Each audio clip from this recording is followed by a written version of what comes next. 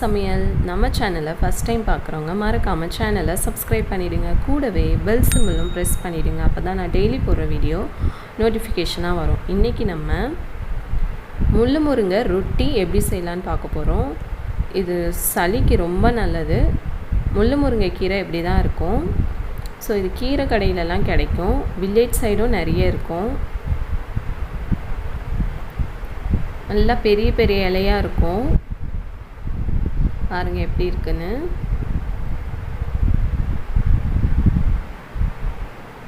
இப்படி தான் இருக்கும் அந்த கீரை.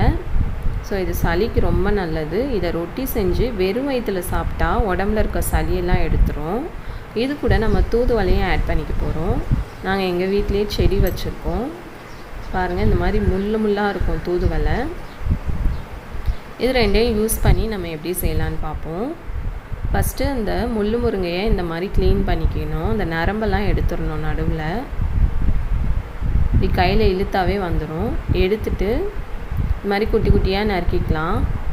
இந்த சின்ன ஜாருக்கு ஓரளவு ஃபுல்லாக ஒரு அளவுக்கு கீரை எடுத்திருக்கேன். அடுத்து இது கூட தூதுவளை ஒரு 3லேருந்து 4 எடுத்துக்கலாம். புழுங்கல் அரிசி 50 கிராம் நைட்டே ஊற வச்சுருவோம். கீரையை அரைச்சிட்டு போகணும். ஓரளவு அரைஞ்சிருச்சு. இது கூட நம்ம ஊற வச்ச அரிசியும் போட்டுருவோம். புழுங்கல் அரிசி தான் ஆட் பண்ணியிருக்கோம்.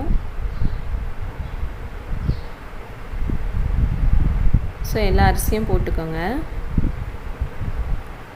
போட்டுட்டு இப்போ இதை நல்லா நம்ம அரைக்க போகிறோம். தண்ணி ஊற்றக்கூடாது. தண்ணி ரொம்ப ஊற்றிட்டோன்னா கொலன்னு ஆயிரும், ரொட்டி வராது. ஸோ இன்னும் நல்லா நைஸாக அரைக்கணும். பாருங்கள் நல்லா நைஸாகிடுச்சு. இப்போ தோசைக்கல்லில் நல்லெண்ணெய் ஊற்றிக்குவோம்.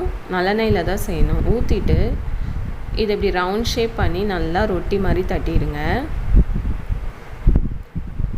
பாருங்கள் சூப்பராக வருது ரொட்டி. உப்புலாம் எதுவுமே ஆட் பண்ணக்கூடாது. ஏன்னா இது நமக்கு ஒரு மருந்து மாதிரி தான் சாப்பிட போகிறோம்.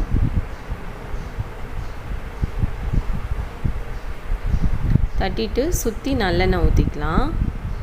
ஊற்றிட்டு திருப்பி போட்டுக்கலாம். பாருங்கள் நல்லா வெந்துருச்சு ஒரு பக்கம். அவ்வளோதாங்க, சூப்பராக ரெடி ஆயிடுச்சு ரொட்டி. ஸோ சளி இருந்துச்சுன்னா இதை ட்ரை பண்ணி பாருங்கள். நல்ல ரிசல்ட் கிடைக்கும். இந்த வீடியோ பிடிச்சிருந்தா ட்ரை பண்ணி பார்த்துட்டு கமெண்ட் பண்ணுங்கள். உங்கள் ஃப்ரெண்ட்ஸ் அண்ட் ஃபேமிலி எல்லாருக்கும் லைக் பண்ணுங்கள், ஷேர் பண்ணுங்கள். நம்ம சேனலை சப்ஸ்கிரைப் பண்ணிடுங்க.